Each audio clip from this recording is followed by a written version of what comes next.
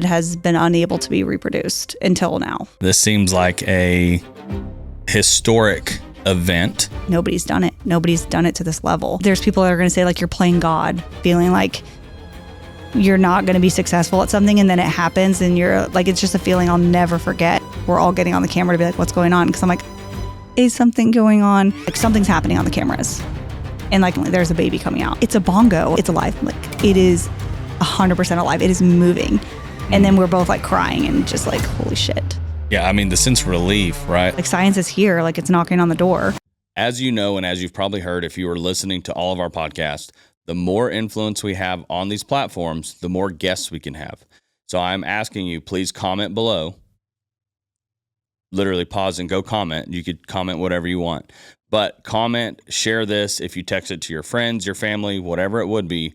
I know I sound like an influencer, and I will always say that because I feel stupid asking. But please like, subscribe, share, comment, whatever you need to do. It's going to help boost our algorithm. It's going to help boost our numbers. And again, thank you for watching the Droptine Studios podcast.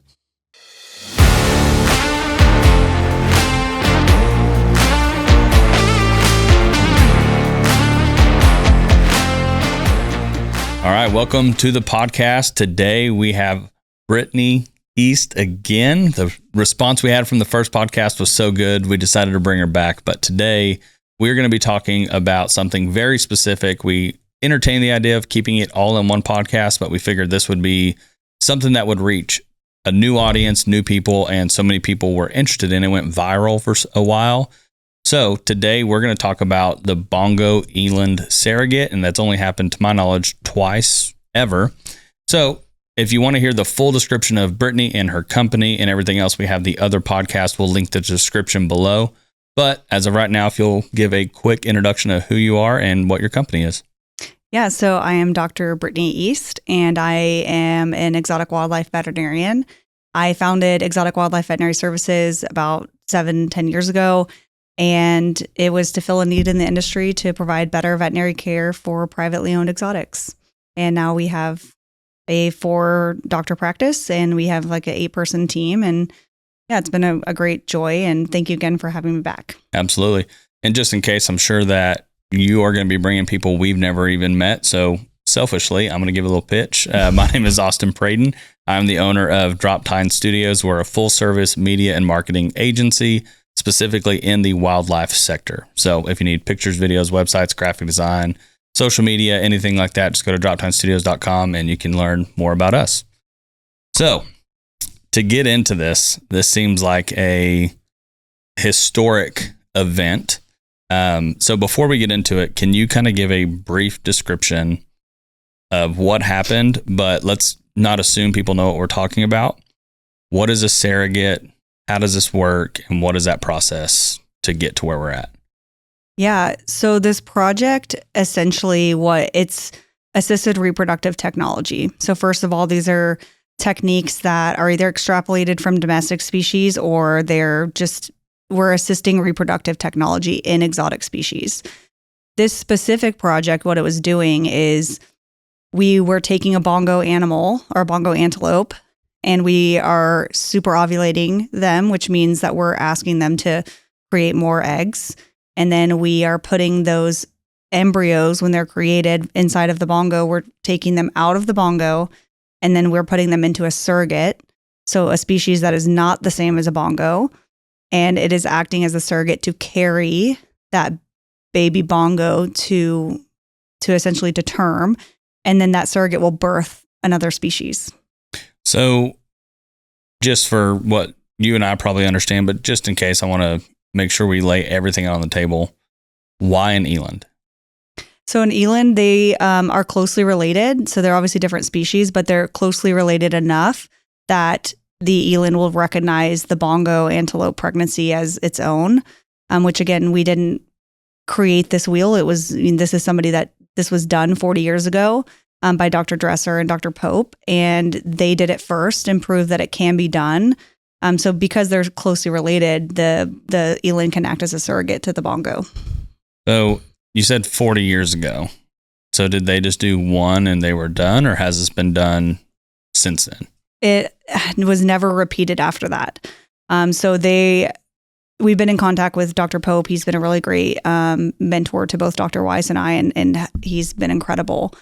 But they attempted to do it more times, and they came into some pitfalls, which we're experiencing as well.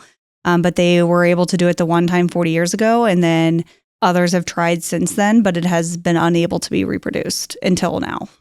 So this seems, like I said earlier, pretty rare. And so what would you say some of the biggest pitfalls are when you're trying to achieve something like this? Yeah, I mean, the first one is that exotic animals are not cattle, like they're not sheep and goats. So everything that we do with them is just dramatically harder because of their wild animals. So there's inherent stress that comes with doing any of these types of research projects in exotic species.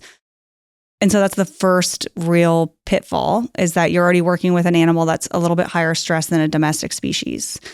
And then two, you're talking about science that's really only been perfected in the domestic species only in the last, 15, 20 years. And so now we're extrapolating information from domestic species to exotic species. And when you do that, you're making a lot of assumptions that they're going to respond in the same way. And so there's so many parts of this that have to work to make it successful. And that's why it's so hard. And it was such an incredible feat for the team to pull off, was because everything has to go perfectly for you to create a pregnancy that will go to term. So it's only, where did they first do this with the other doctors? Was it in Texas, or where was this? No, it was the Cincinnati Zoo, and Dr. Dresser, Dr. Pope. There was a couple other zoos involved, and I honestly don't want to botch which ones it was, but I know that the Cincinnati Zoo was involved. But they were only using a few animals for their project. So, I mean, the real testament is that they were able to do it 40 years ago, because this is before the drugs are better now and the techniques have been more refined in domestic species. I think even the fact that they had this idea, that they were brave enough to try it, and that they were able to pull it off is like one of the most incredible marvels of science that there ever was. Like, right, that they are like the real OG pioneers in reproductive science for exotic animals, because they showed that it's possible to do this. So that's in the States. Is anyone doing this outside of the US?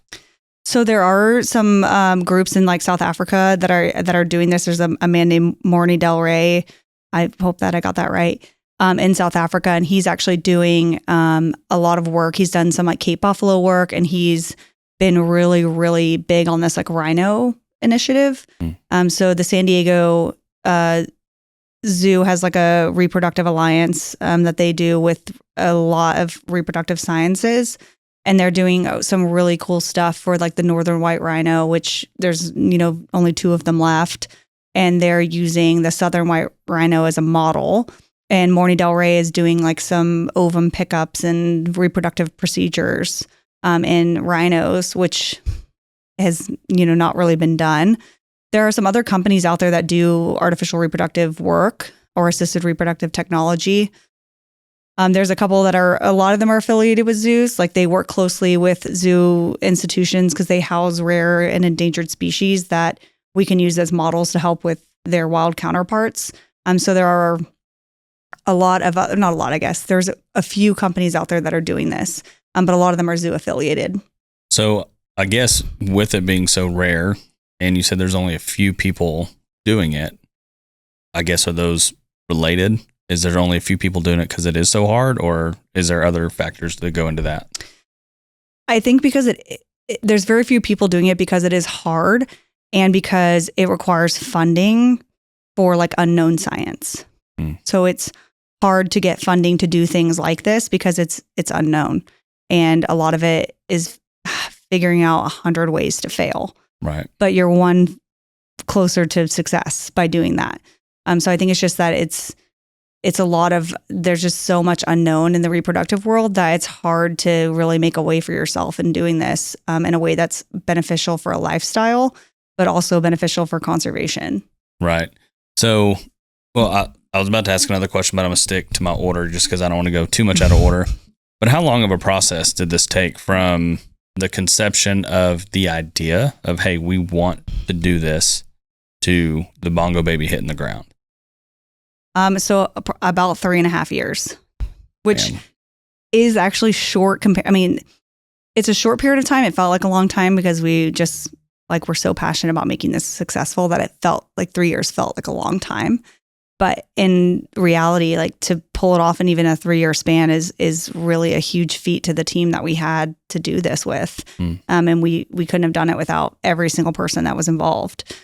So I think that for us, that there were some of these places try to do it for 10 years, 15 years. They couldn't do it again. Right. So those people had the aspect of probably government or educational funding behind them, right?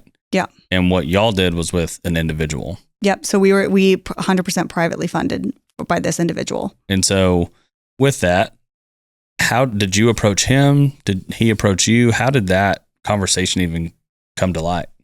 Yeah. So we had already been doing veterinary work for this client, and he was someone that we really came to, and I can just say it's Infinity Exotics. The owner, his name's Brent Teeter. He's an incredible entrepreneur, a very well-rounded business person. So we got to know him through just the veterinary side of caring for his animals. And he became somebody that we really respected as far as his business mind and the things that he was doing in the exotics world, and how supportive he was of what we were doing and the value that we were adding to his program. And we had kicked this idea around. And I had met Dr. Will Weiss is one of my veterinary partners in this. I had known him in the deer world when I thought maybe for a little hot second I wanted to do deer reproductive work. And I was like, no thanks. It is for people, but not for me. And so I'd met Dr. Weiss, and he and I had toyed with this idea about a bongo program, and we should do that. It would be really cool. But then we're it's a very special thing to do, and it's a very hard thing to do. So you can't just pitch that to anybody. And so I was we have to find the right person that fits the right, set of guidelines for this type of project to be successful. And I was I really think Brent's the guy. Brent believes in what we're doing and that we add value. And so he was the only person that we pitched this to. We were this is it. I'm bought in on this person being the person to do it. And he'll do it well, and he'll listen, and he's going to understand what we're trying to do and what the pitfalls of doing this will be. Right. Well, what are some of those pitfalls? So, the first one is, can you even do it? Again, you have to pick specific animals. They have to be open, right? So we're asking you to take an animal out of production to do science. And so from him, you're taking animals out of a program that they're not breeding now, for a possibility that we won't pull it off and these animals won't be breeding in your population for that period of time. Yeah, because you miss once, and essentially you miss almost 2 breeding programs because you missed that one and putting them back into production for there. Yeah, and we were this was 100% upfront, transparency, honest with him about these are the pros, these are the cons, this is what it would, cost you for your program to do this. This is what the potential gain could be. And you have every right to say no to this. We would understand if you did. This is an idea that we had. And these are, so one, it was the animals are inherently stressed animals because they're bongo in captivity. Now we're doing these things to them. So the first pitfall was just open animals. The second one was, convincing somebody that they could pay you to fail. And and them being okay with understanding what we're offering, but what we're not guaranteeing. And then you go into that's just the animal and the owner side of it.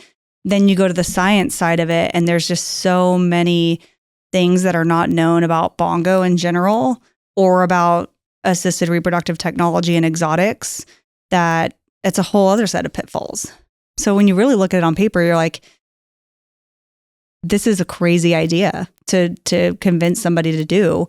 And Brent he believed that we could do it, and that he wanted to be the person to do it with us. And we're forever grateful that he said yes. Right. Well, let me ask you this. If there's so many reasons not to do it, and I know you're not Brent, so, but I'm going to ask, why would Brent do it? I know he believes in you, but there's seems to be a lot more unknowns than, and I know you said no guarantees. Yeah. But why would Brent jump in to do this?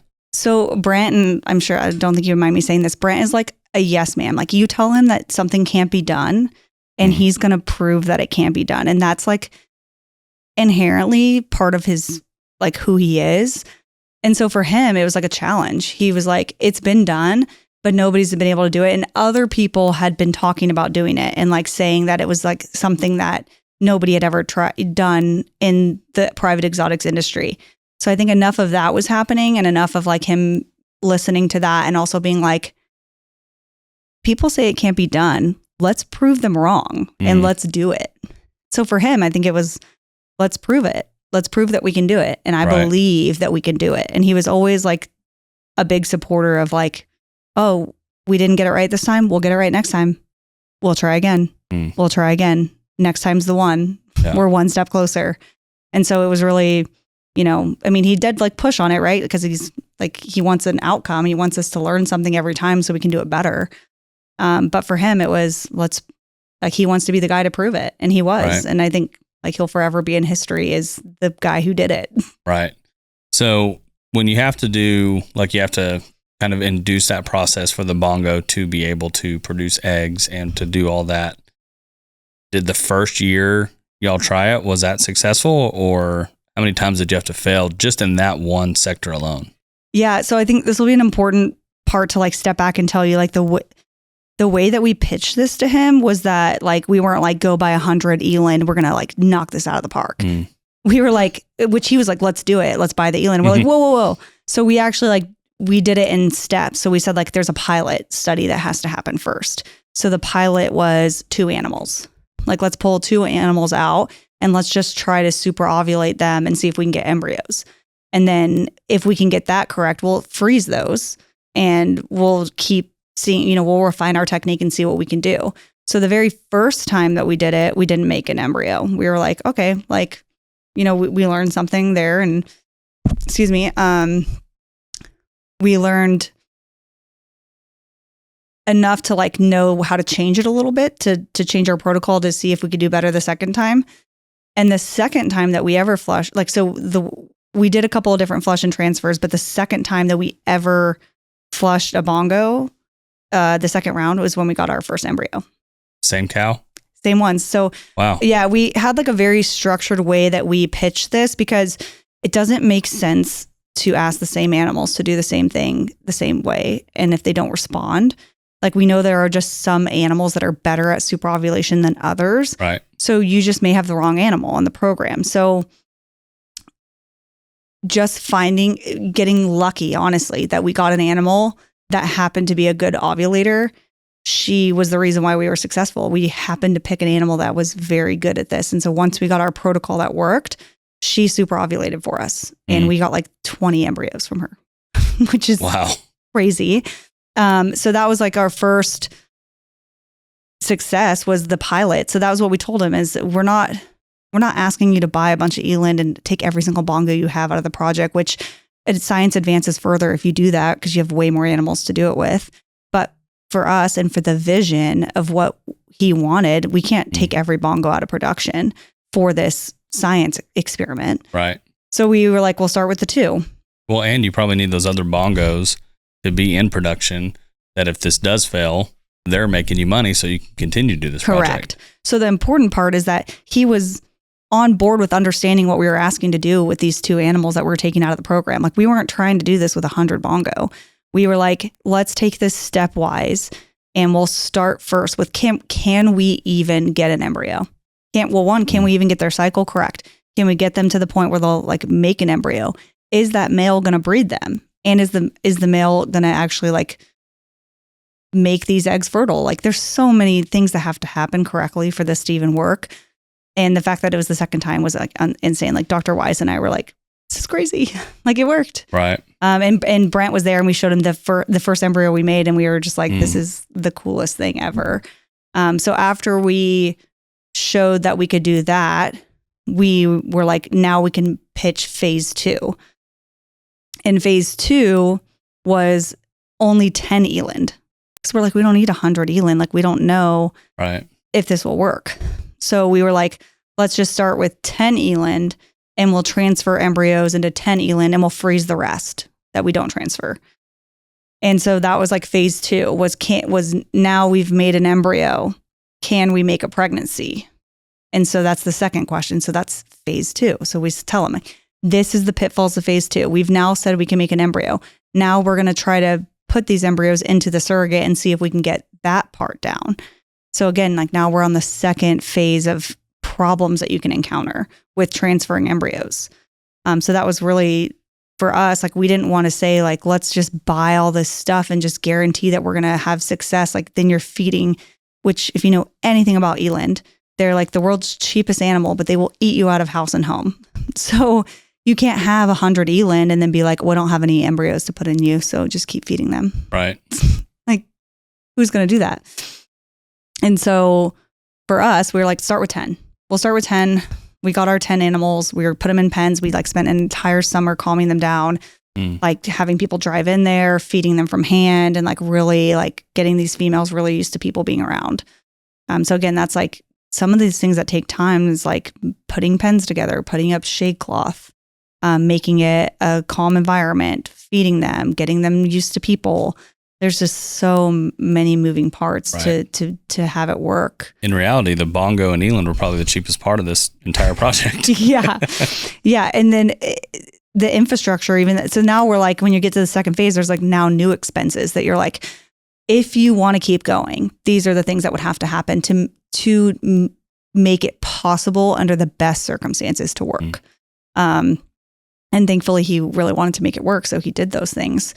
And so then in phase 2 was when we transferred embryos, and then we actually made our first pregnancy in 2004 with a frozen embryo, which has never been done. I was going to ask too, before I forget, did y'all grade the embryos? Yes. So you grade them based on like the stage that they're in, and then also like the quality that they are. Right. So we grade them when we look at them. We are now like documenting and taking pictures for all of our records to have every embryo that we make is documented now in like a system. But yeah, we would grade every embryo, and especially like when we froze them and like thawed them, we wanted to see if they like maintain their integrity. But yeah, so the first pregnancy we actually made was from a frozen embryo, which is crazy. Unfortunately, she did not carry that to term. But that was our first pregnancy that we were like, it can be done. Like a pregnancy can be made using even a frozen embryo. I was going to say the frozen part, because you would just think in general, but not only does everything have to go perfectly in general, but then to be able to pull and have these embryos ready and have the bongo ready or the eland ready immediately, that's slim to none chance ever going to happen. So frozen has to be the best option in the two scenarios. Then you can hopefully control the scenario a little bit better. But on the grading side of it, did all of them come out good? Where you got 20, so were 5 of them exceptional quality and 15 were bad, or kind of how were they when they came out? Yeah, so nobody's ever, well, to our knowledge, like grading bongo embryos, like do they grade, we're extrapolating, right? To us, like the quality isn't great on a lot of these embryos. And that is the biggest pitfall in exotic wildlife, reproductive anything, is embryo quality. And everyone that does this should say that exact same thing, because that is the biggest problem.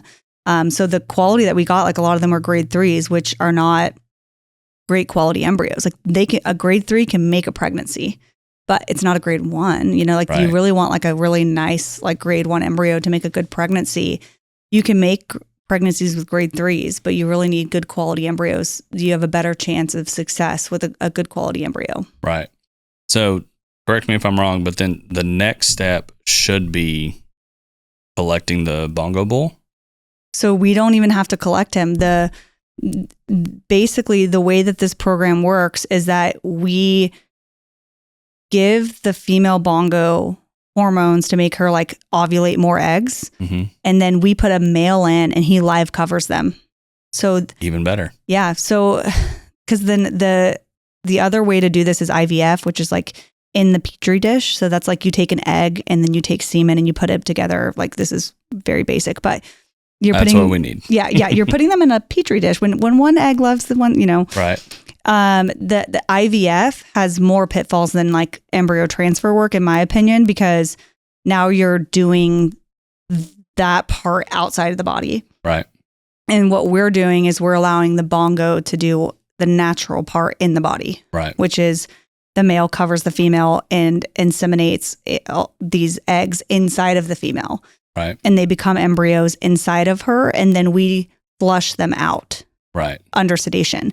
So we're actually taking all of the embryos that are created out, looking at them in a petri dish, and then either freezing them or putting them straight into like a surrogate. Right.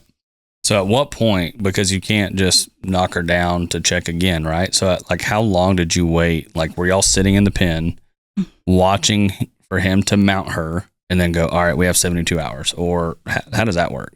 Yeah. So we have like our protocol it's like a, standard protocol of like they come into heat at this time, we flush and transfer them like X amount of days later, because we don't want the embryo to implant into the uterus wall, because then we can't flush it out. Right. So you have to get it where it's like still free floating in the uterus, where we can actually get that embryo out and then put it into another animal.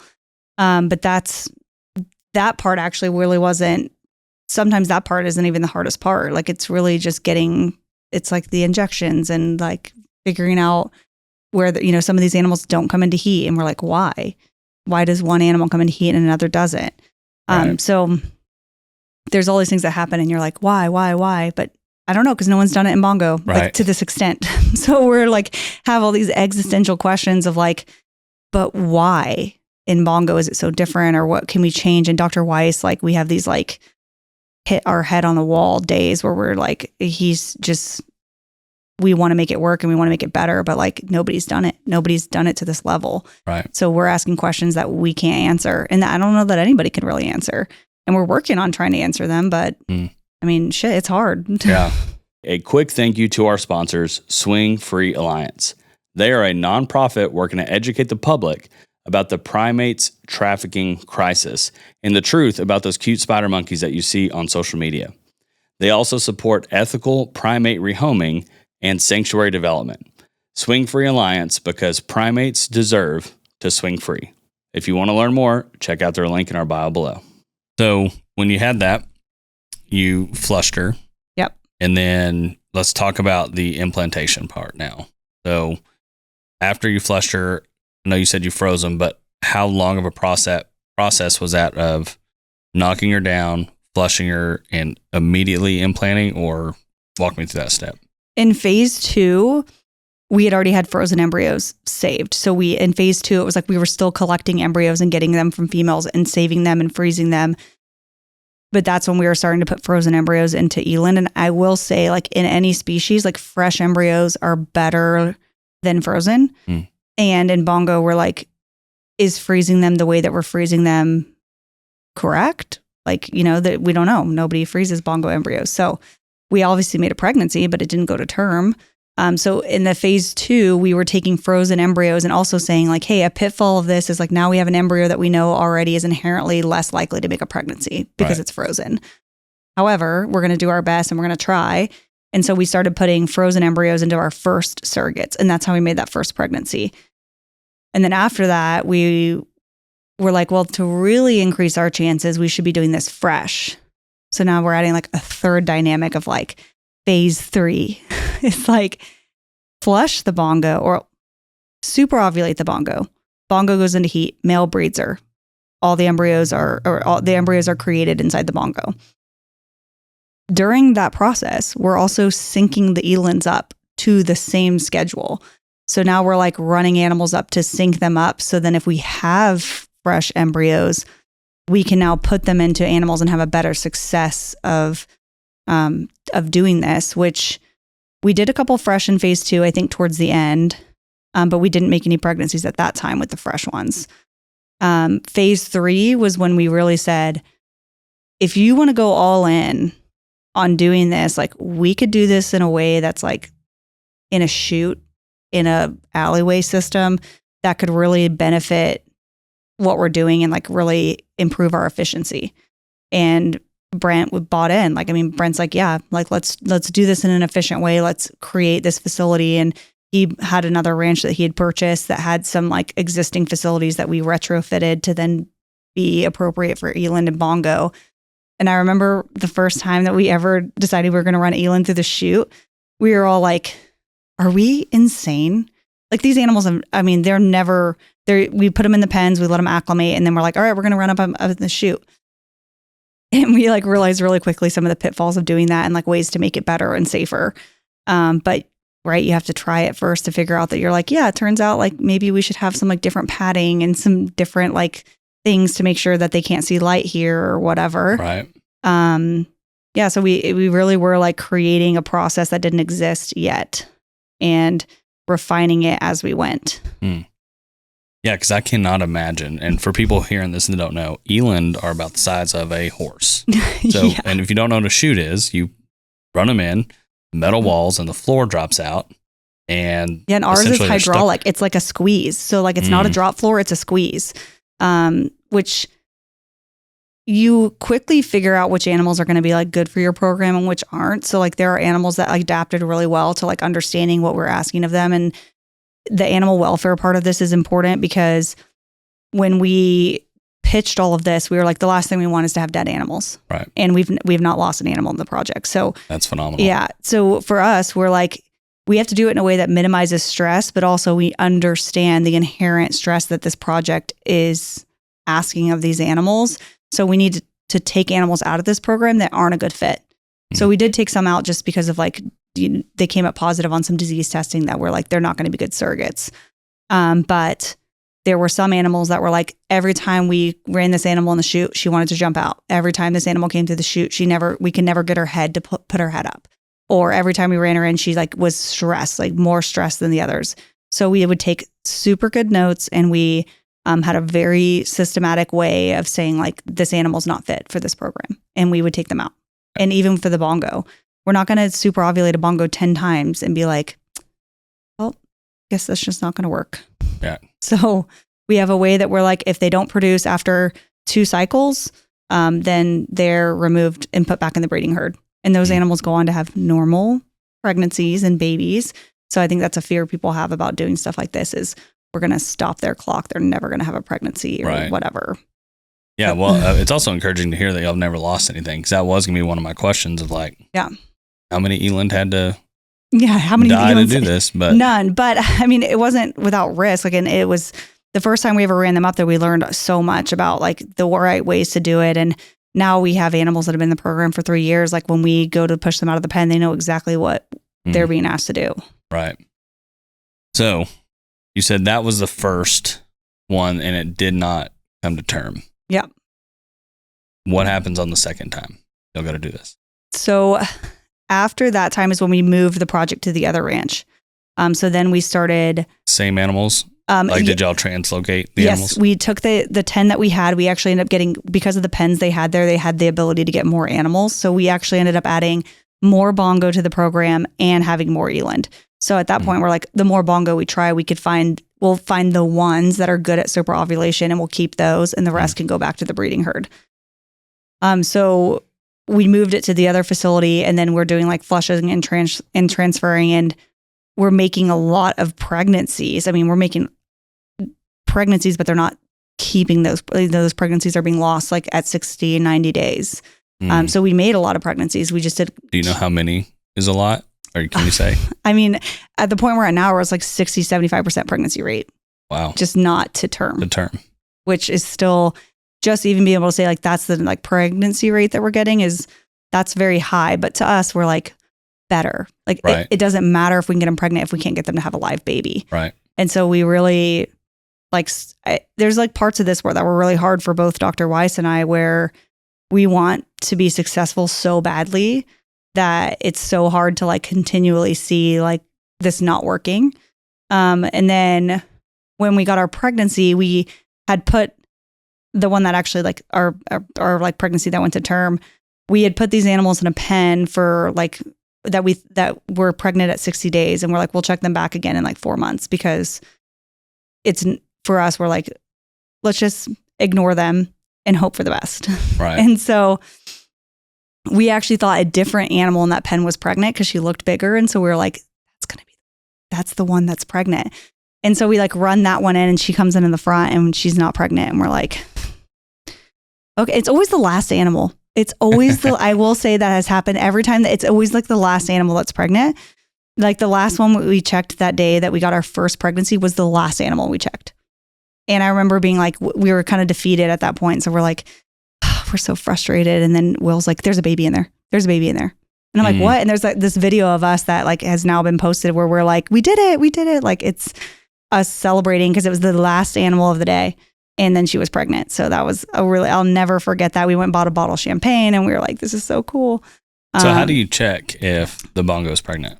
If the eland is pregnant. Eland, sorry, excuse me. I was like, hope the bongo's not, but if we do it by ultrasound rectally, so now you can do blood tests as well too. But in the beginning, when we didn't have the chute, we were having to immobilize them to check. So we were sedating them and then doing like rectal palpation and then ultrasounding to see if we could see a viable fetus, or if we could even tell if they had had a pregnancy at some point that they had lost, because you can see that on an ultrasound as well. Right.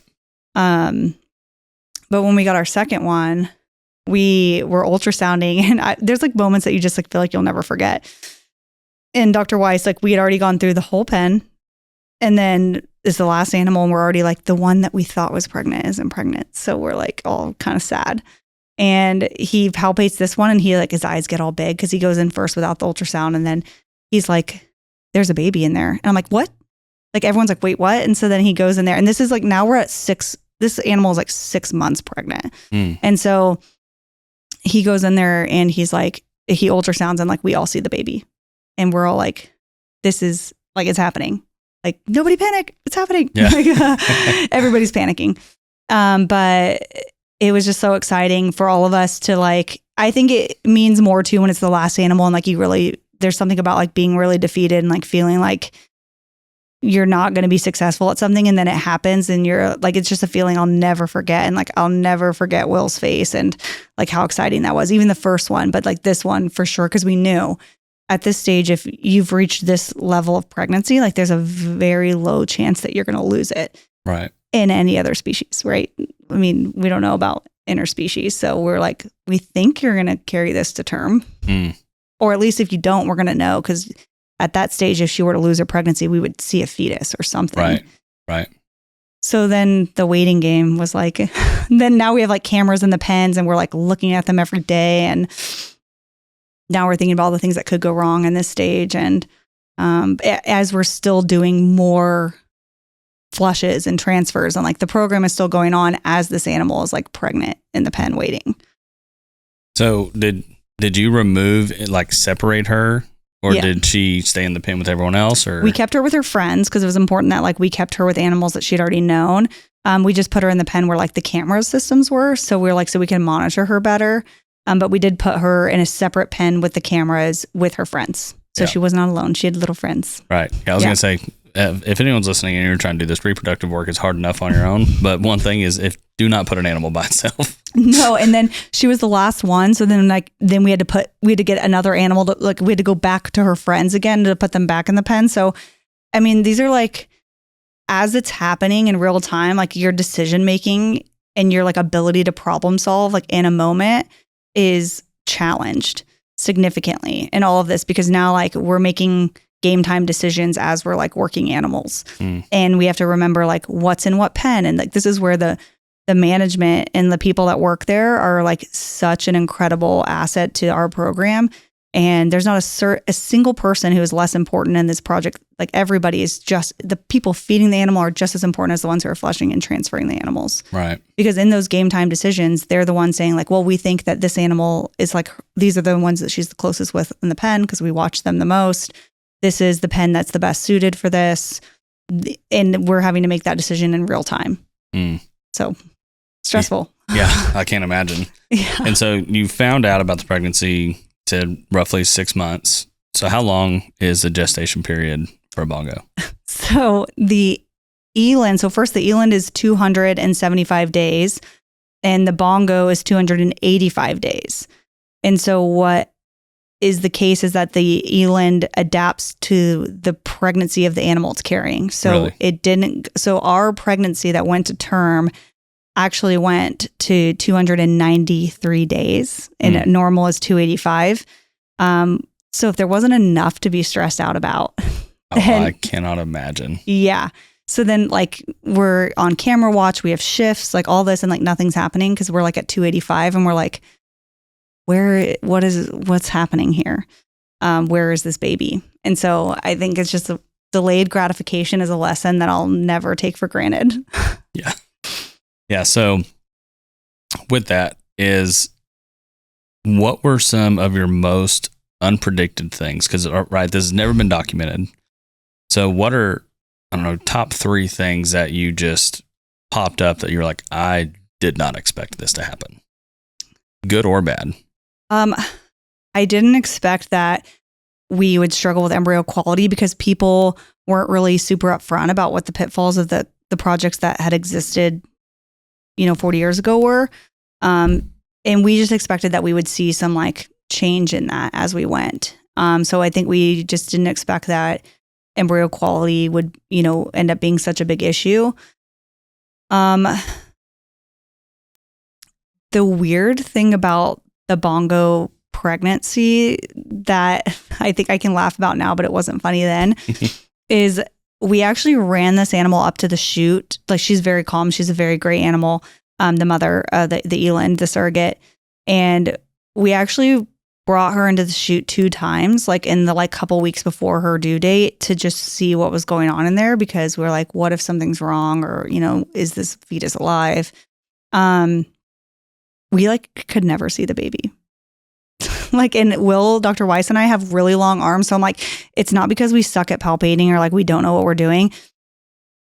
I mean, I'm like, our hands are all the way in there. And this baby, you can see the placenta on the ultrasound and you can see things, but you could not see the baby, which I just want to know that you're in there and you're okay. Right. And that drove us absolutely insane, because we're like, is there a baby in there? Is there, you start questioning your own sanity. And we started texting some of our mentors, which we couldn't really say exactly what was going on, but we're like, have you ever had a 2-term cow that you couldn't see the fetus on a week before its due date? They're like, no. And we're like, great. Okay, cool. I was just asking for a friend. Yeah. Not myself or anything. But we couldn't see the baby. We couldn't. And we saw it obviously as they're starting to come out, you should be able to see them as they're starting to get ready for parturition, that baby's getting ready to present itself or to come out.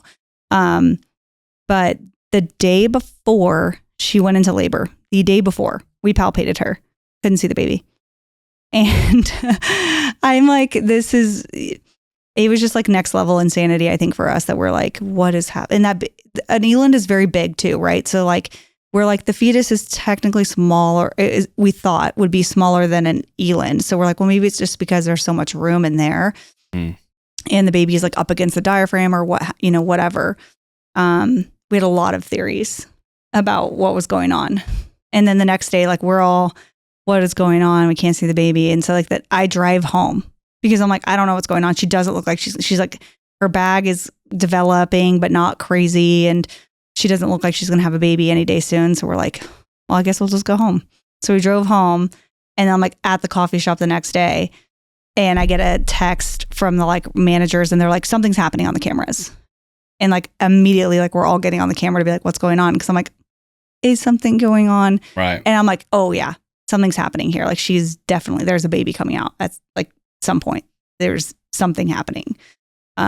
So for us, that was an exciting moment of being like, wait, but what's going to come out? Right. What is this going to be? Did you make it in time to watch the actual birth? No. So I knew when the birth started that I wasn't going to make it there. So I was like, I'm not going to try to drive and be in the car and not have service and not be able to figure it out. So Dr. Weiss lives closer. So he got in the car immediately and started driving there.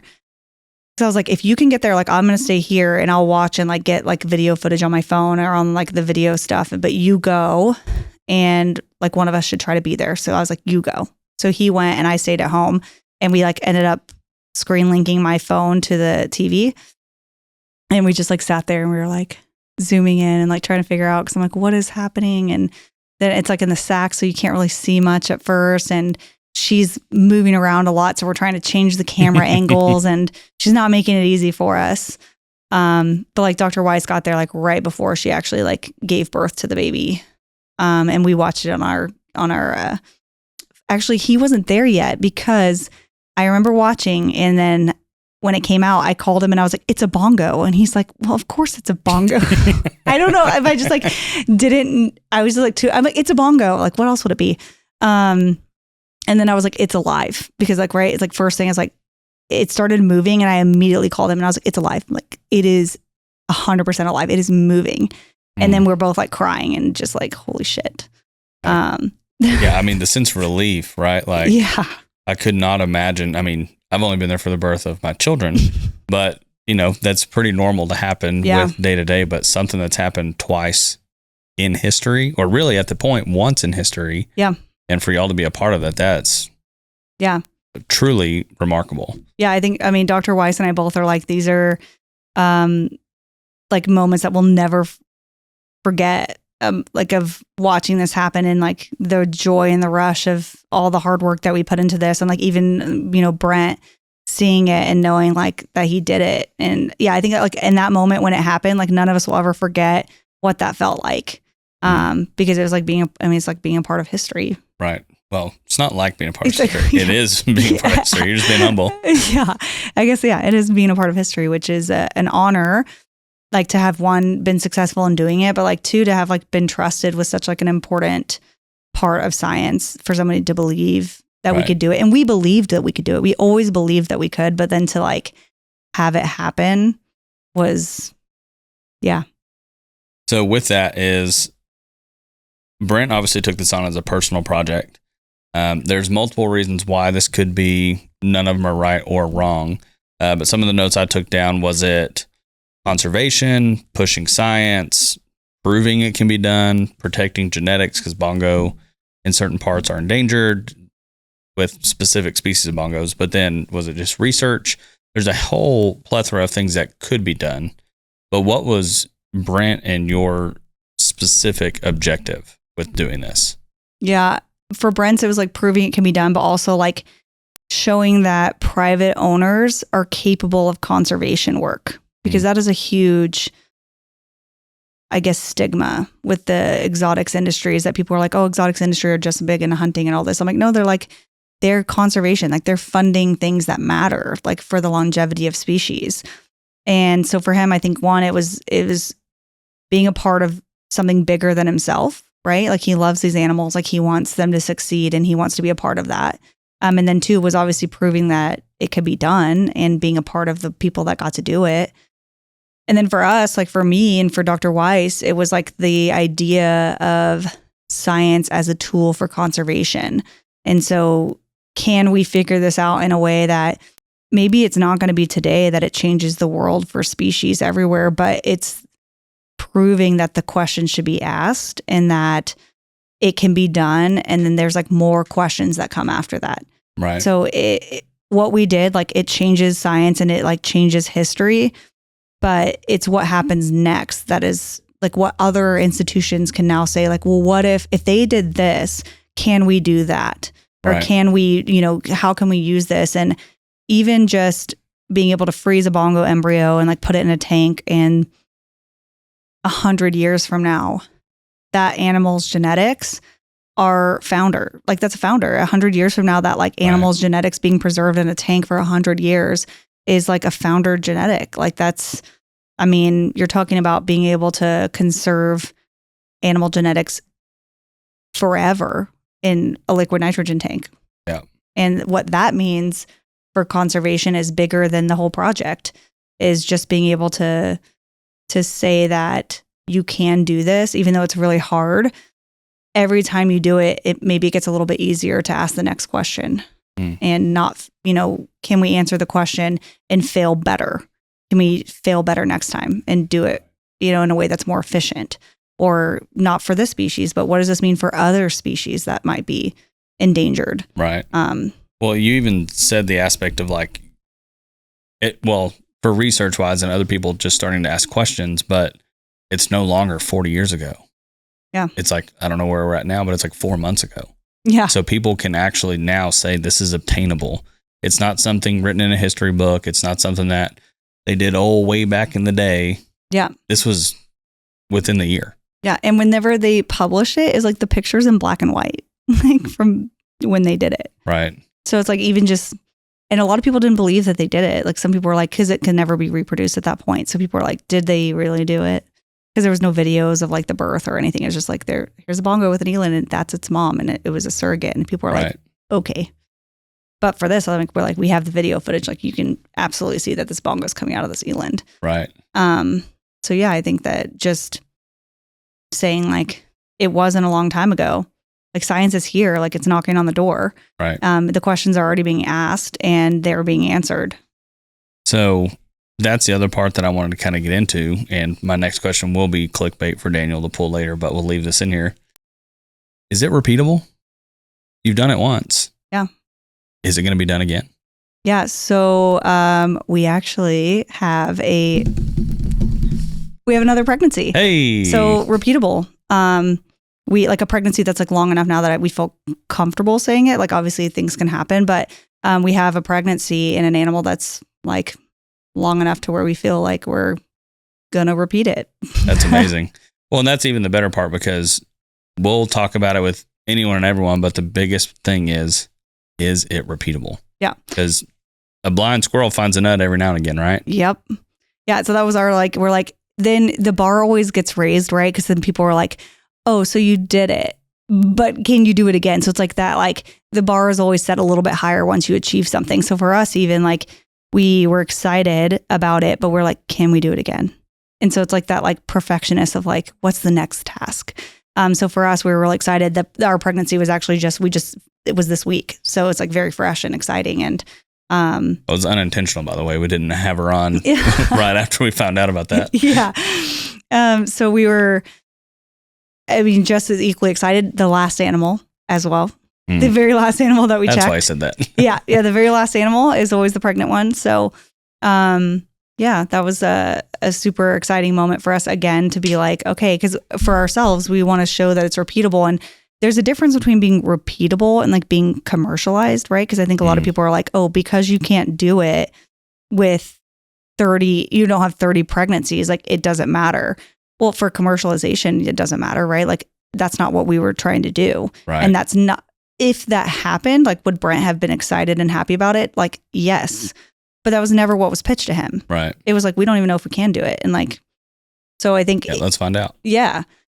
So for us, like 2 pregnancies is a big deal. Like if this baby going to term would be huge to show that it's repeatable, because this is only like 3 years in the making, 4 years in the making, and to have 2 pregnancies. And we have made a lot of pregnancies, right. But long-term like pregnancies that make it and like actually go to term, like we're hoping to have more of that. Right. Well, 2 within more or less, depending on where she's at in the gestation period, 2 within a year versus 2 in 40 years.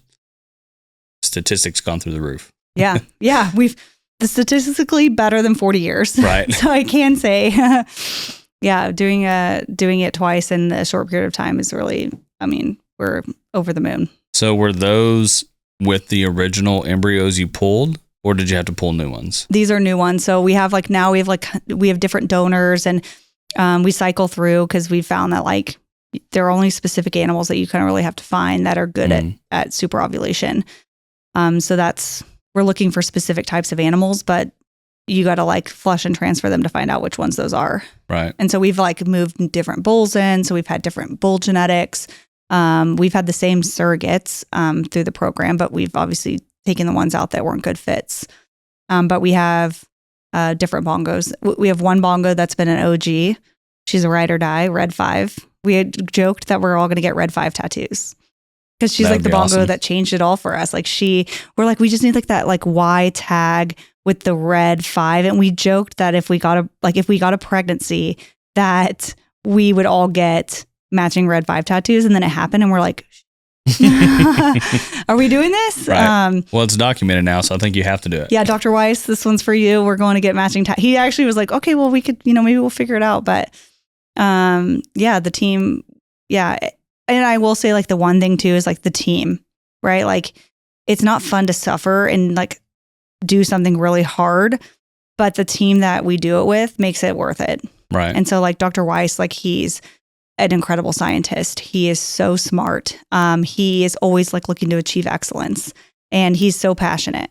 And then everybody from EWVS that like basically slaved away on this project for the last 3 years, and Brent and his team and the people that built the chutes and feed the animals and watch the surrogates, and every single person involved in it. Like it's not like a me. Like I didn't build this island and be like it was we. Like we as a unit together could not have accomplished it without every single piece of that puzzle working together. Right. And I'm really proud of that. And I'm proud of like that we pitched an idea that we felt we could do, and then we did it and we executed. And I mean, that's like, I mean, we're just so proud.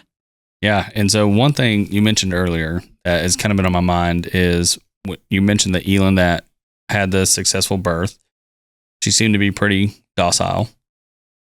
Do you think that their demeanor has to do with it? Because if they're getting 60 to 70% pregnancies, is it because in the pen they're a little more, not aggressive, but they're not as calm, they're not as docile? Do you think that has to do with it? That is the question. Maybe. Right? I mean, these are the questions that we ask. We're like, is it stress of the animal? Is it the embryo quality? Is it a combination of these things? Like we don't know. We don't know. Like there's just some of these, like we can't say for sure, but we can assume that there are inherent things that could be contributing to that. Right. But we don't know for sure, unfortunately. Yeah.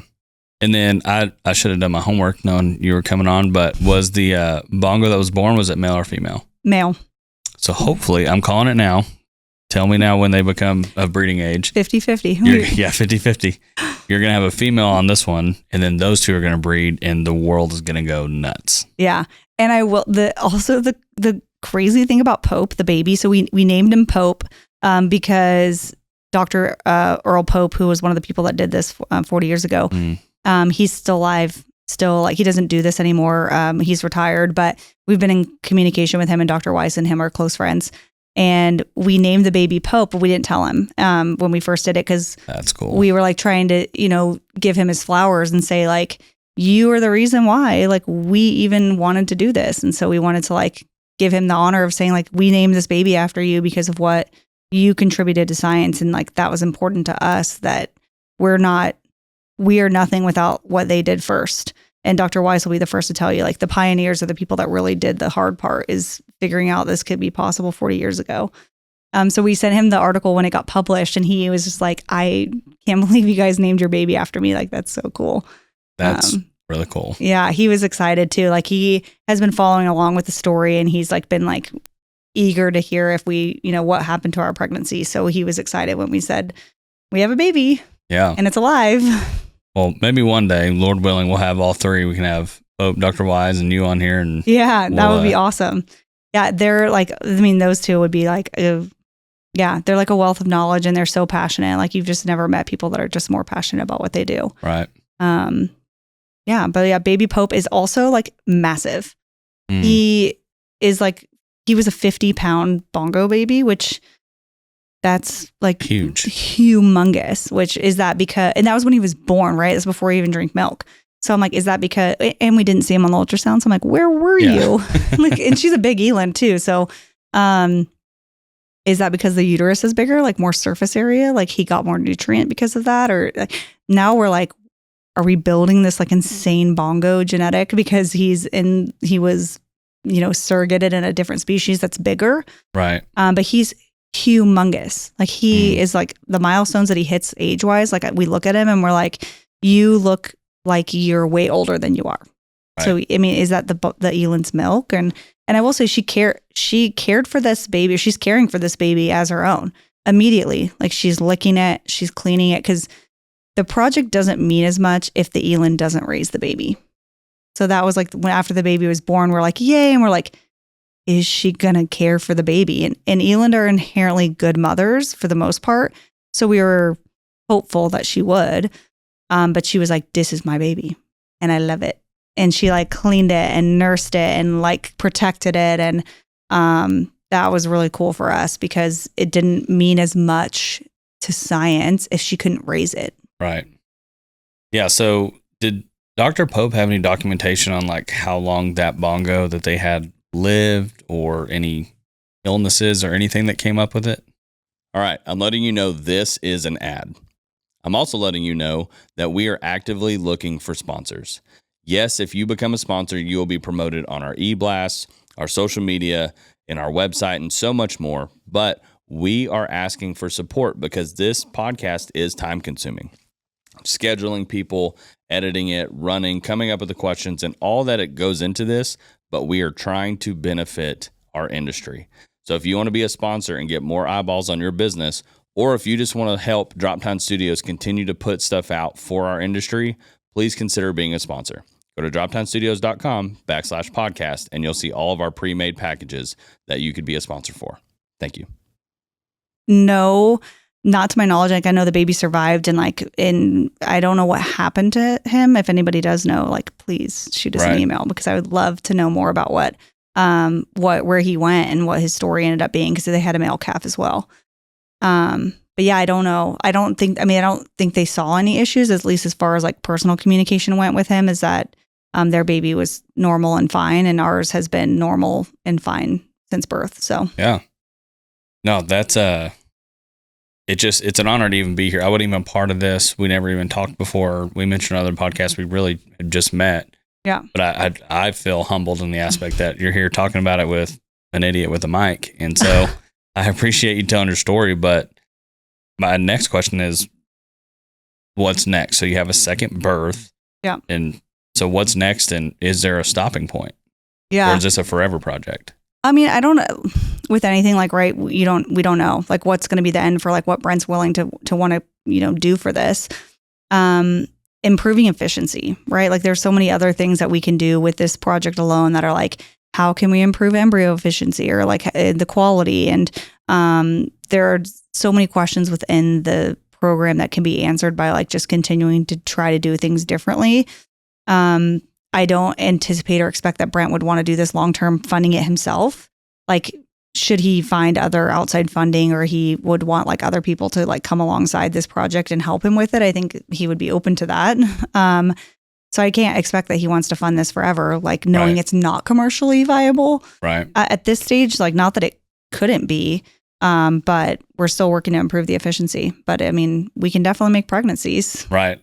So another part of this, as I mentioned at the very beginning, this went majorly viral. Yeah. I mean, overnight, I personally probably had 25 people send it to me. It's like, have you seen this? That's awesome. And so what did you get hit with as far as people reaching out to you or people wanting to document it or people wanting to just pick your brain or come out to the ranch or whatever? What all happened after that got released?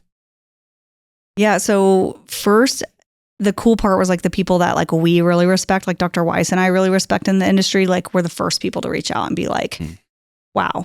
Because nobody really knew that we were doing it. Like I think there was speculation about it, but like we were all pretty tight-lipped because for us, like it was important to us that we figure it out and not just be like, hey, like we're going to do all this amazing, cool stuff, but like, and then not be successful at it. Because to us, like it was important that behind closed doors without the pressure of the outside world that we could figure out what we were doing and get it right.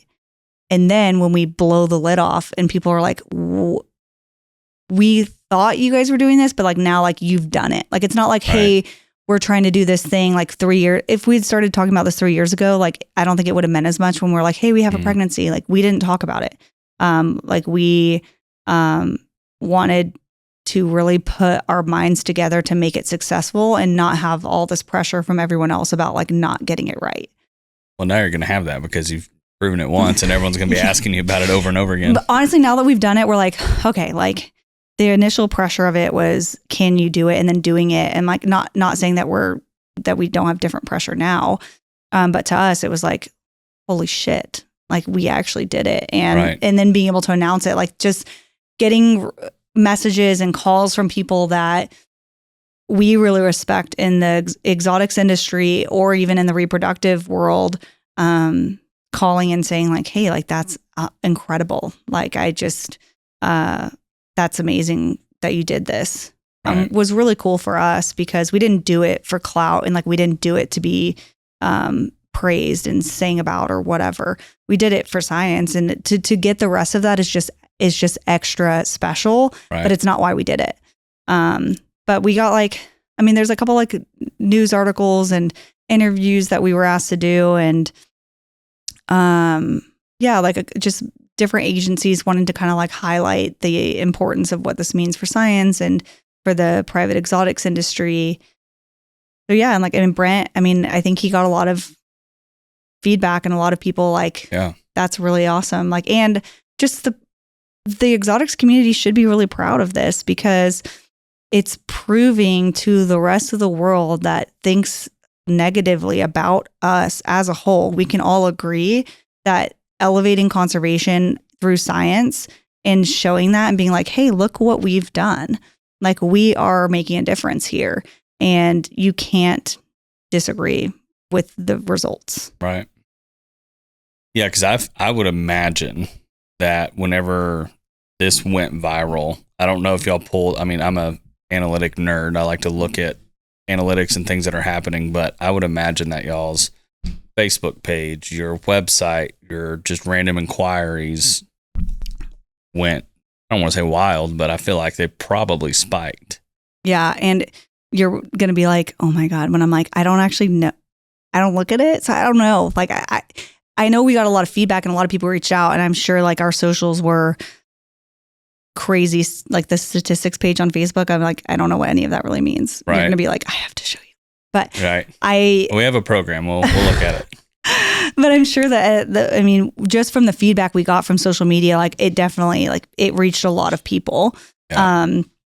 So that was crazy. We thought like people would be interested in the story and being like, wow, but not, I mean, we just never anticipated that so many people would be like moved by it, or that, that we would get so many people that were interested in what we were doing. Yeah.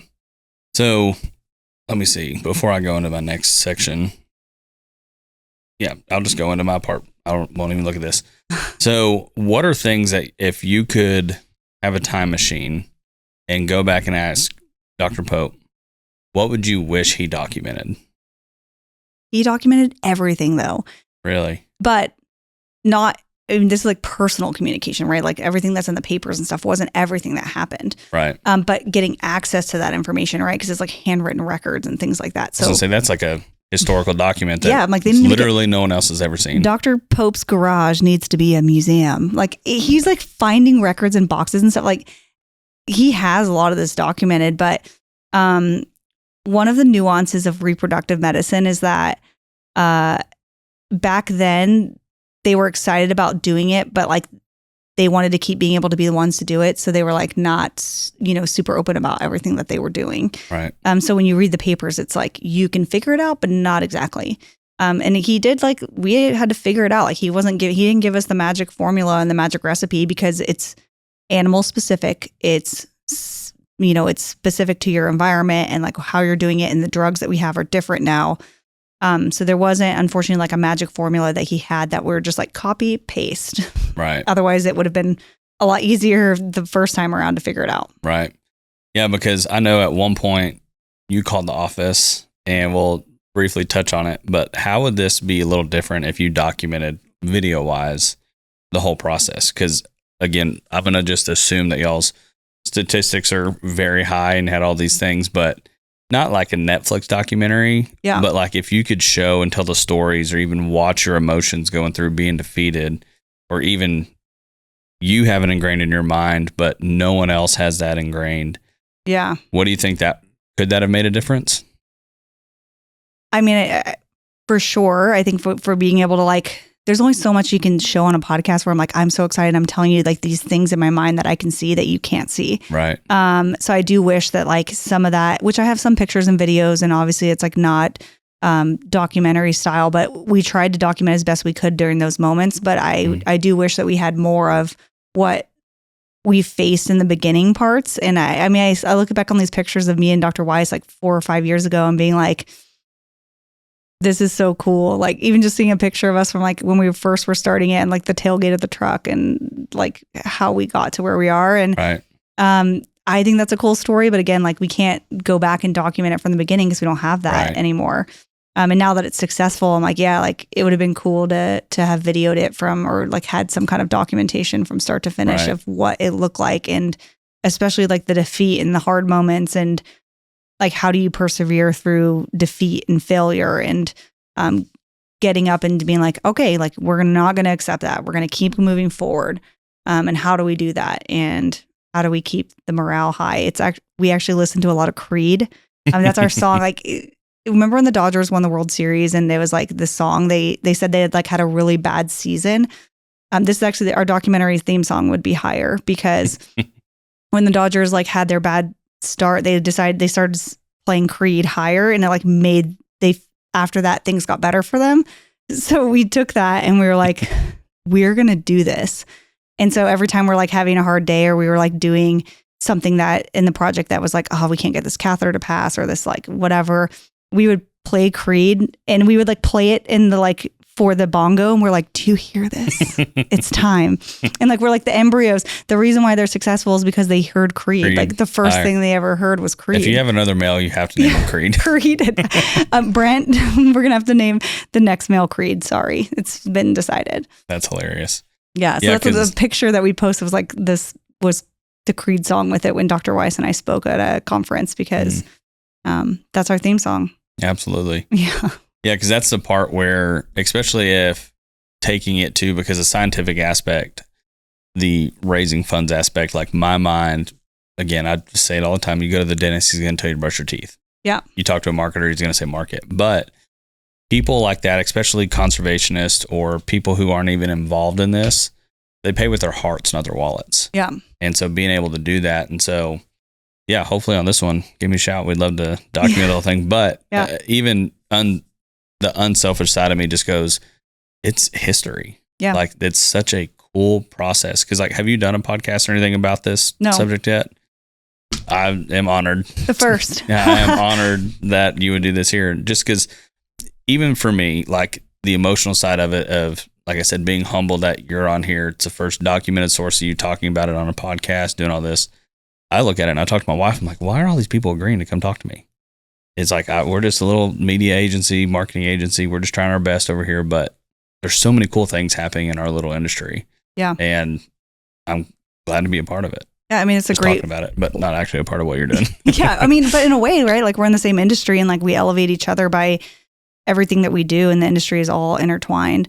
But I'm honored to be here and to talk about it, because for us, this is why we didn't really talk about it to begin with, because we're like, let's figure out the nuances between our team that we have and get it right and figure it out. And by doing that, I think it made us more successful, and it made our team work harder to be successful. Right. And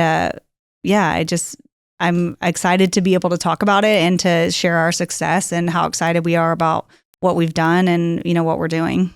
Yeah. So the 2 times it's happened in history, about to be the 3rd, all the same species for surrogate and donor. Correct. Are there any other species that should be on the horizon, or do you think would work? I mean, anything that's like in the Trigocephalus family. So like theoretically like a Sitatunga or kudu, or, you know, theoretically you could. But again, you have to ask the question, like, just because you can doesn't mean that you should. And so it's like, could we put a bongo or could we put a kudu in an eland? Yes. Should we? Like, is that what conservation value is that adding? Right. So I think for us, the projects that we want to be a part of, there has to be a why, and it can't just be because it's cool. And so when we're asking the question about the projects we want to be a part of, like, one, we want to be able to give 110% to what we're doing. We don't want to be a jack of all trade, master of none. We want to really put all of our effort into being successful at it, and making sure that it's a project that's meaningful in some way. Because otherwise, you know, for us, our why has to be bigger than our, like, just pay me money to do something. Right. So could you put other species in an eland? Yes. Should you? I mean, we would love to put a Lord Derby into an eland. So if anyone out there, if you have Lord Derby, holler. Yeah. That's one of the things that we're like, well, we'd love to do that. And I think there are people out there interested in it. And we are also interested in it. Yeah, we are also interested because that is conservation value, like to us. So there's a couple of projects that we would be interested in entertaining. And we've like had discussions about extrapolating some of the information that we have if the right people were interested in doing that. But again, like it's not just about the idea, it's like the team and it's the people, and it has to make sense. And not everything in reproductive science makes sense. Right. But for us and like for our integrity and the purpose of what we're doing, we want to be successful, but we want to do it with people that we believe can be successful with us. So with this, I'm sure some people are going to listen and be throwing their hand up, listening to Creed saying, hell yeah, let's go. Take me higher. But what about the naysayers that might listen to this? Are there any ethical boundaries in doing this surrogate work? Or I mean, there's people that are going to say like you're playing God, or like you're like messing with a reproductive thing, or is this really going to make a difference for a critically endangered bongo? I don't know, but what if it does? Like, what if it could? And so to anyone that's like naysaying, like we are going to do it in the best way that we possibly can. And like, I know that maybe people listening don't know us, but we have asked ourselves the same questions that people are asking of us. There's not any ethical or integrity or animal welfare question that somebody would have for us that we haven't already thought about.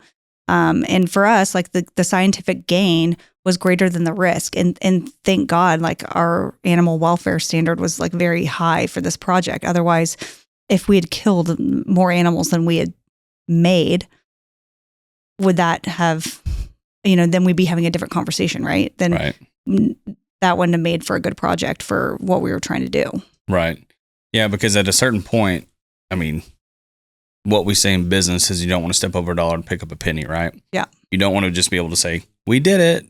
But 30 eland died or a bongo died. Yeah. And so, So now looking at this hindsight, I kind of want to view this from the lens of you've been able, and that actually blew me away when you said that Dr. Pope was still alive and y'all were talking and be able to get, like, that's extremely cool in my mind. Yeah.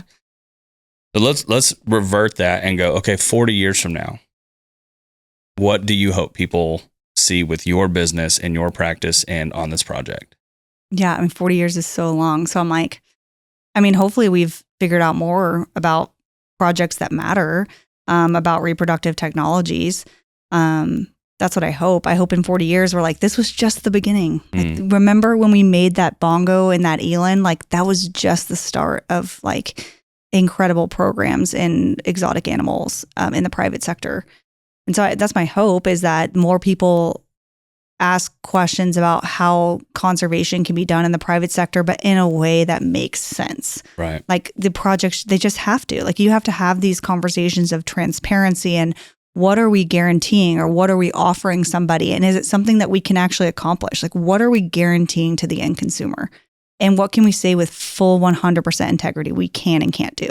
Right. Because that's going to be what hinders it, right? Is like if enough people lose a lot of money that they don't want to keep trying to do new science, like we're not going to keep pushing the bar further. Right. So for me, I'm hopeful that in 40 years, we're going to say that was the first project that we were successful at, but it was the first of many. Absolutely. So you talked about being able to freeze the eggs and being able to store those. Some people are doing semen collections and a whole plethora of things. I won't list each one, so I'll let you talk specifically about your business. What are y'all doing in that sector and preserving those for one day when this is hopefully rolling? But what are y'all doing and what are y'all being able to store away right now?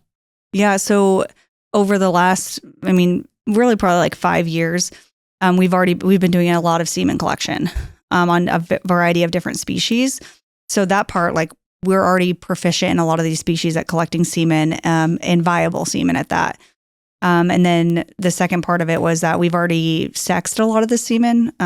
So we have semen in the tank at a lot of these facilities that is sex specific.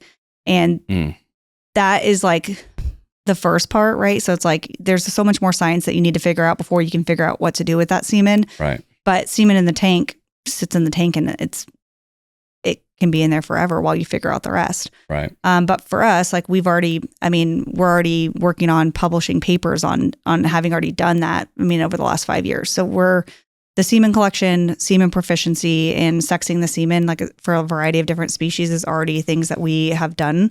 And now we're like, what should be done now that part is done?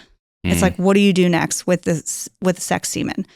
And that's kind of where we're at right now, is which species could benefit from having sex semen, and how do you figure out how to use it? And we have done a couple of like bongo projects, and like we've been dabbling a little bit in this, but it's one of those, it takes a lot of effort to be good at a lot of things, and we don't want to like bite off more than we can chew. Right. So we're trying to figure out the nuances, because nobody wants to hire someone who's never been successful at it. So for us, like we want to figure it out. Like we want to prove that we can do things before we are like marketing that to people, because I think that can be dangerous. Right. So we are doing that. Like we've done like a couple of like cloning things, like just with some like critically endangered species, like just looking at cloning like a Grevy zebra. Like we've already done like we've been working on some of those projects. The big one that we're still working on right now is like ICSI, like so cytoplasmic spermatic injection in horses. We have a lot of Grevy zebra semen, which is incredibly difficult to get, I will say. Zebras are really hard to get semen from. Dr. Weiss and I were fortunate enough to be able to pull that off and get some semen. When y'all are testing that semen, do y'all test parts per million, or how do you decide how much to store? Yeah, so it depends on what you want to do with it. Like for ICSI, like how we froze it, like Dr. Weiss decided to freeze it in a way that would be helpful for ICSI and not necessarily for artificial insemination, because we had to and even for the semen, for the sex semen, we froze it for doses for artificial insemination, like not for IVF or anything else. Like we feel the purpose of that is most likely beneficial from like artificial insemination standpoint. Right. So the zebra project that we're like currently doing is we've actually had help from a laboratory to do ICSI using horse eggs, like so eggs that are taken off of an equine, like a regular horse, and we're inseminating the horse egg with Grevy zebra semen under the microscope and making embryos. And so this is like not something that's been done very frequently or like with success. And we've actually created like, I think we're like at maybe 15 or 20 embryos. And we've had two pregnancies. We had two pregnancies. They like both lost their pregnancies, but it proved that like the ICSI process can work to make the Zorse, which we know Zorses exist, but can you make a Zorse by IVF and then put it into a regular horse? And can it carry it to term? And could that be the pilot to a Grevy zebra ICSI program? Because everybody talks about like, why isn't anyone doing this in Grevy zebras? Like it would be so crazy and cool, but I'm not going to justify knocking down a Grevy zebra to do this experimental design without first proving that it can be done in like a regular horse, right? Like it's putting the cart before the horse. Right. And so for us, cart before the Grevy zebra. Yes, the Grevy zebra is pulling the cart, but we have to put the cart, we have to do the cart first. So that's like one of the things we're working on is we're about to do another transfer in the mare. We have a surrogate mare or like a recipient mare that we're using. And we're about to put another embryo in her and keep going forward with this project. But we've been speaking to a couple of zoological institutions that are kind of doing similar work to just talk about pitfalls and things that we could be improving on. And so that's the project that it's doesn't require a ton of like intensive nature from us, but it has like a really big splash potentially. Like should we be able to figure that out? So if anybody has Grevy zebras though, like we have some protocols that we're trying to put into place if somebody loses a mare, like if a female dies, where they want to try to make an embryo using the semen that we have. Like we'd obviously have to get approval from the owner of the semen. But we've been any mare that has died, if anybody that we know that has a Grevy's female, like we've been asking them to try to get us samples or get us the ovaries. Because sometimes animals die, and like if we can make science progress forward because of an animal's death, like could it help? Save a species with one death. That'd be amazing. Yeah, so we've done it. Like we've had a couple unfortunate incidences where people have had animals die, and we've tried to do recovery on some of them, and some of them have been like too far gone, or the embryos didn't mature, and so yeah, that's like the other big one that we've been doing. Like Dr. Weiss and I have been like, that's kind of like our little side passion project that we've been working on because it doesn't require a lot from us. And we actually just got our paper or poster got accepted for a conference in Japan on this Zorse project that we're doing. So yeah, he and I are really excited about that. And that's a project that we feel is important to conservation because of the Grevy's zebra status. Right. Like we're not going to Zorses are not the goal. Like we're not trying to make Zorses. We're trying to use that as a model to prove that you can do this in Grevy's zebras. Right. Before we wrap up today's podcast, a quick message from Swing Free Alliance. Those baby spider monkeys that you see on social media might look cute, but the truth is often tragic. Poachers frequently kill the mothers just to capture the babies. Swing Free Alliance is exposing the reality of the exotic pet trade and fighting for a better future for these animals. They're born to swing free, not to be smuggled. If you'd like to learn more information, visit swingfreealliance.com, or you can check out the link in the bio below.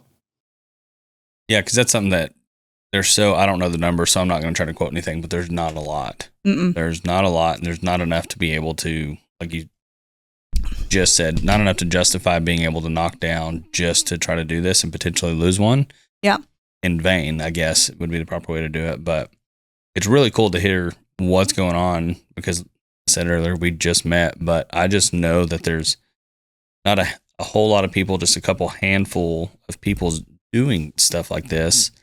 And I don't know them. I mean, we've crossed paths. I met Ian when we did a film on a sable a while back, 4 years ago, but we've never really sat down and taken this time to talk or get to know. And it's not your job, my job to call and be like, hey, I don't know you, but here's a project I'm working on. Yeah. But that's what I love about being able to do this podcast is we're learning so much personally, but hopefully educating the public just to be able to say, well, I want to help be a part of that program. Yeah. And or like, I want to do something like, does it make sense or can this make sense? And that is like the question that people should be asking is like, you can never be too curious about asking about what the benefit is either to yourself or conservation. And like people can be transparent about what their intentions are, but we have to ask the hard questions when doing things like this because it doesn't really move forward if we're like doing it just for fun and we don't understand the pitfalls or we don't understand like the conservation value of these projects.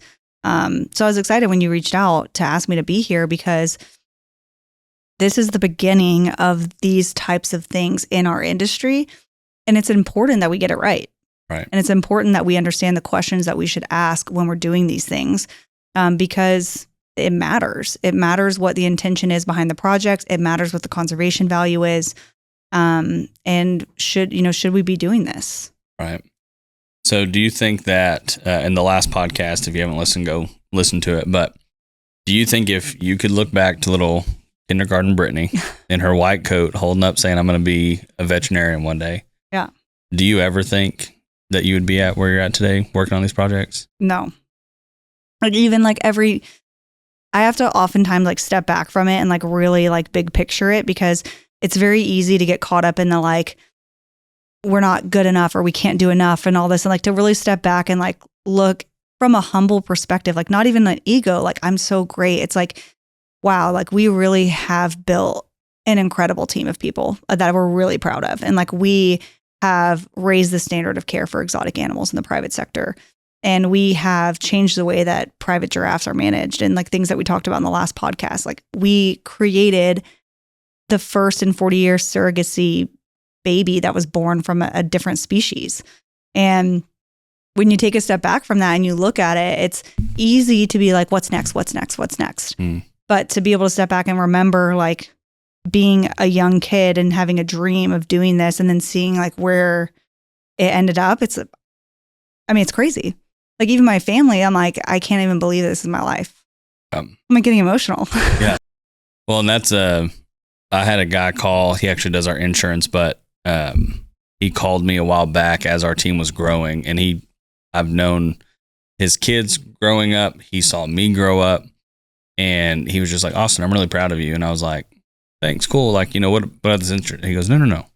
I want you to stop and think about, you used to be running the ranch, not taking a salary, just being a ranch hand, going to this point. He's like, when's the last time you stopped and thought about how far you've come? I was like, I don't have time to stop and think about it. And so we wrapped up our insurance conversation. Right. And so I finished that conversation and I kind of took a minute. And I was like, man, this is actually, and like we've even talked about with my wife of like, what is enough, right? Like, but the curiosity and being able to go forward is like, one, personally, how far can I push this? Like just for my own personal boundaries, how big can I grow the company? But we also get to meet a lot of cool people doing what we do. And I tell my staff all the time, especially the media guys that go out boots on the ground, I was like, people pay to sit in rooms and listen to billionaires talk all the time. You're sitting down at their dinner table, pick their brain. Yeah. And so just leading conversation to conversation. But I was like, if you decide to go into the room and be a hermit crab and not talk to anyone, that's on you. That's fine. You don't have to talk to them. But being able to do this, and I guess I had so many good ones around a dinner table and campfire that now we do it around a podcast table. But just the aspect of what we're doing, I have to sit back and look. I'm like, man, I get to talk to Dr. Brittni East. And I mean, we're going to be friends now and hopefully have more lunches and dinners and stuff. But overall, I just think the number one thing I've heard back on people is like, I just wish I spent more personal time. And no matter how successful they were, no matter what personal time is for that person. Yeah. And, but yeah, it's really cool. And it's a very hard balance to figure out of like, okay. And we talked about that some of like setting boundaries or making sure we can figure out what we're doing, but it's also good to sit back and go, man, we're doing some really cool stuff. Yeah. And people that are listening to this, I hope that they'll challenge themselves even to like, even these exotic breeders, or like where they started, or like reflect and like practice gratitude. And it is so easy to be like, I have to catch up to this person, or I have to have a kudu bigger than that, or this person that, whatever. It's like, really like we need to practice more gratitude and like take a step back and reflect on like, wow, like I started with 1.1 kudu and now I have 1.30, or even like I started with one employee and now I have 30. And like, there's so much like gratitude that we could practice in our everyday life that we get so busy that we forget to reflect on like the successes that we have. And I try to be better about that. And with our team, even just saying like, it's so easy to like, be like, what's next? What's next? What's next? And I'm busy and it's not enough. It's like, so, but to step back and like, even for our vets and saying like, remember when you started like, and you didn't have a client yet, and you didn't have like now a client list of people that depend on you and like believe in what you're doing. Like, think about that.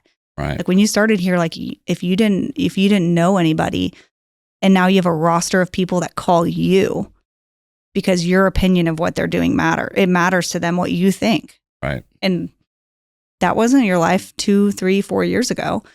So even just being able to reflect on your own experiences, and not even veterinary, like in the podcast, like, and we need to be better about being our own biggest cheerleaders and stop comparing everything we do to everybody else. Like, it doesn't matter. Like, run your race. Like, be your own biggest cheerleader and cheer for yourself. Like, even if nobody else is. Like, I mean, I try really hard to be my own biggest cheerleader and my team's biggest cheerleader, because I know there are people that are not cheering for us. Right. And that's okay.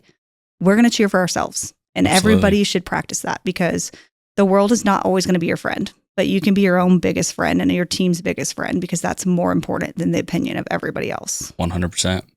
Yeah. If we always said, I think we talked about at lunch, I was like, if I believed everything said about Droptine and everything, I remember I've probably said it too many times on here, but one of the first EWA shows I did 10 years ago, people laughed at me and they're like, people will never market exotics the way they market still. Look at me now. Well, people said like an exotics practice that was like primarily just exotics, like would never work. Yep. Look at her now. Well, turns out that wasn't true. Right. So, but it's like that. Well, why not? Like, what if I fail? Like, everyone's afraid of failure. Like, do it anyways. Like, fail. Like, what's the worst thing that can happen? Absolutely. I do mixed animal practice forever. Like, okay. Right. But thank God that's not what happened. Yeah. You're like, oh no, I'll go be successful somewhere else. Yeah. Oh no, I guess I'll put my talents in a different basket or whatever. Right. So to kind of wrap this up, is there anything that we missed or anything you want to leave the listeners with before we wrap up? I mean, I don't think so. I think we covered, a lot of what, I feel like we got into some deep conversations. Right. Absolutely. Some existential stuff. But no, I'm just honored to have been asked, and we don't really do a lot of like public speaking, which about what we really do, it's more like topic based, right? Like parasites and things like that. But to be asked to be here to speak more like freely about the work that we do and like the integrity behind our programs and our clients and things like that, I'm very just honored to have been asked to be here, and very thankful and grateful to have met you now and know you better. But yeah, like you said, like we didn't know each other before this. So to be asked to be here and to have you ask such like candid questions and really just want to get to know what we're doing and share that with people is meaningful to us, and we're grateful. Yes, ma'am. Yeah. The biggest thing that I've noticed is it's a very small industry, and I'm shocked at how many people still don't know each other. Yeah. And I'll say, oh, this guest is coming on, or this person's coming on. They're like, who's that? I'm like, how do you not know who that is? Yeah. And so, but yeah, I'm very honored, Brittni, that you were here. Looking forward to when these are released. I'm looking forward to when people can hear it and we can share it out, because I think it's going to be very beneficial to the industry. Yeah, we're excited. So we're excited to see it out there and share it. Absolutely. So if you're listening to this and you want to work on a really cool project, call Brittni. If you want us to film it, call Droptine. But yeah, thank you, listeners. Again, I'm going to end it with the same old song and dance that every person on the internet asks. If you could like, share, subscribe, comment, follow, all the different little things. We are still trying to push out as much information as we can, but we're trying to grow our statistics. We're trying to grow our following, and it is very important to us in our office and to me personally. So if you would follow along, leave a comment, it would mean the world to us. Thank you.